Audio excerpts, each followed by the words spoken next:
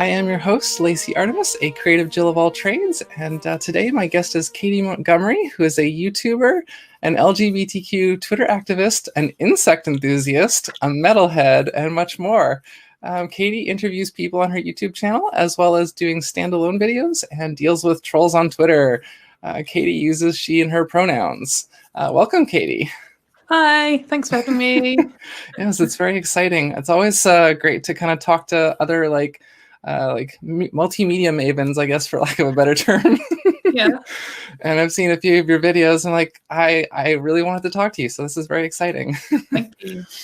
I don't know how many things you want me to list off. So let's see here. I mean, yeah, I guess admittedly, I'm very curious about the insect enthusiast, because that was one of my dream topics. I wanted to speak to an entomologist on the show at some point. Okay, well, you should definitely go on someone who's actually an expert, not just someone who just really loves insects. I don't know what it is. I like most animals. I really love cats. I have a cat, and possibly cats are my favorite animals. But there's just something really cool about it. And it's not just insects are mechanically cool, and they have all their working limbs and all these different parts, and they're so small and simple that they often fit this niche, and they just own it because that's kind of all they do, and that's really interesting. And watching them is interesting and easy, but also I just find them really cute. And there's this one video, not an insect but a centipede. There's this one type of centipede which most insects aren't social insects, and things like centipedes will lay eggs and then just disappear. And there's this one type of centipede, at least, which looks after its eggs, and it curls up around them. And then when they hatch out, all the little babies are inside, and then the mummy centipede curls around it. And there's this video of it on YouTube, and it just makes me cry. She loves her babies.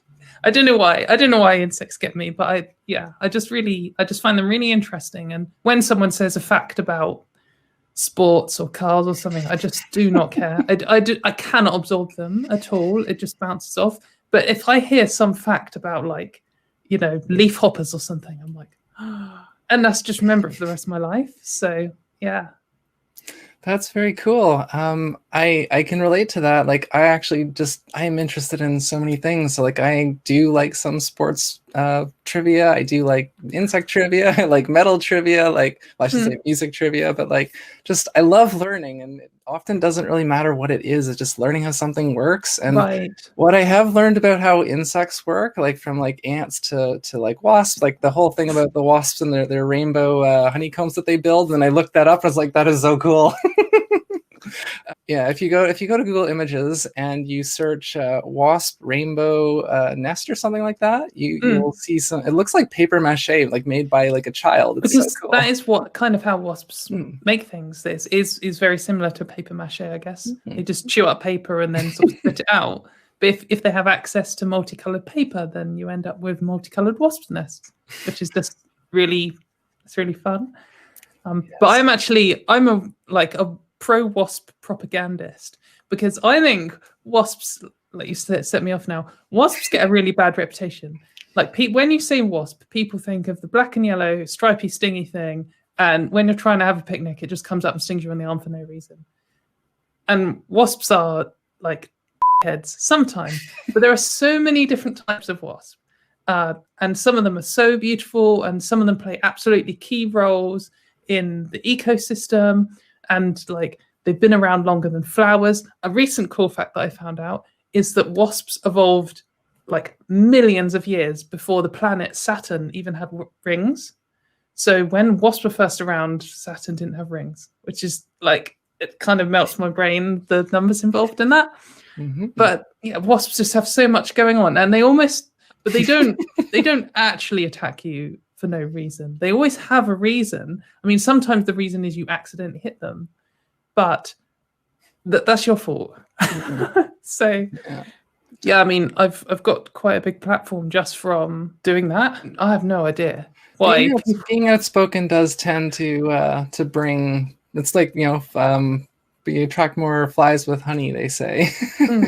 No, interesting fruit fly fact. It's like I shouldn't have brought up insects again. So I heard someone saying that the other day, and someone was like, "But that's not true. The way to attract them was with vinegar." And I was like, "Okay." And I had an outbreak of fruit flies from leaving some potato peel out or something. And I put down just a plate of vinegar and went to work. And when I came back, it was just full of flies, like all dead flies. And really, just try some vinegar because it's how you get rid of fruit flies. Well, I can tell you a recent crustacean fact, which is so wood lice, which you might not call wood lice. They seem to have a different name everywhere in the world. Sometimes they're called pill bugs, or they're the little grey sort of silver things that curl up into a ball, and they're like the size of a pea. And you find them in wood and rotten things and underneath leaves and stuff. So they're actually crustaceans. And when they're born, they have 12 legs. And when they reach adulthood, they grow 2 more and have 14, which is I just think it's brilliant. It's like, instead of like talking to like a kid and like, "Oh, have your adult teeth come through?" It's like you're talking to someone like, "Oh, have you grown your adult legs yet?" Like, they'll come through soon. So, Okay. yeah. You just reminded me, I have a spider fact that I learned recently, and I'm curious if you'll already know this. So Smash it out. So, do you know why spiders curl up into a ball when they die? No. So, I watched a YouTube video like maybe a few weeks ago, and it was explaining that the way that spiders actually move their legs is by regulating their blood pressure. So, I guess a higher blood pressure makes their legs extend, and lower blood pressure makes them retract. So, when they die, their blood pressure obviously goes down, so their legs just go. That's interesting. And that's why they crumple into a ball, as opposed to just kind of going, just kind of. Oh, I've got so many spider facts that I want to say now. So I mentioned in passing leafhoppers, which are these tiny little bugs. I mean, I guess they're like about the size of a ladybird or a ladybug or whatever you call them there. Maybe a little bit smaller. And they're kind of like diamond shaped, I guess. And they have this thing, basically their mechanism to escape from prey and to move around is that they jump. And they're really like fleas, where they just suddenly spring off, and you see them sitting somewhere, and if you poke them on the back, they're like ping, and they just disappear, which is really cool. But in their lifetime, so the mechanism that they use in order to jump, if they just engage both their legs, because they're so small, if it wasn't like perfectly in step, they might just fire off sideways, or they wouldn't have control over it. So they actually have, physically in between their 2 legs, they have this cog system. So when one leg engages, it forces the other leg to engage. So they always jump in a straight line, which is cool enough on its own. But only the juveniles have the cogs. And the final stage after so they molt in their life. And on the final one, they lose it and they just have rough pads, which do still do it, but they're not as efficient. So they're less likely to jump in a straight line. They're less likely to go as far because it's harder to coordinate, and they might slip. And they weren't sure why. And they think that the reason is from like an evolutionary thing. When you're a juvenile, if you jump wrong and some of the teeth on your like cogs break, then suddenly you can't jump at all, and your mechanism to survive is ruined. But because you're going to shed your exoskeleton, you can grow them back, and that's fine.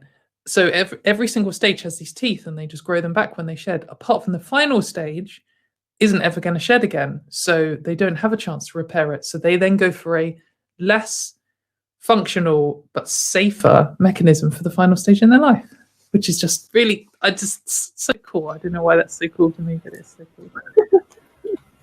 No, that like, okay, I know I said it before and it might have sounded like I was joking, but like honestly, I think it'd be really fun to just do like a bug facts show with you or something. Just like, I don't know, I don't know how often it would be, but like, maybe just short little videos here and there of like, what's the coolest thing you've learned about bugs this week? Yeah, insect fact of the week. Yeah, or maybe you can just start doing those videos yourself, but like, because I mean, I would enjoy them.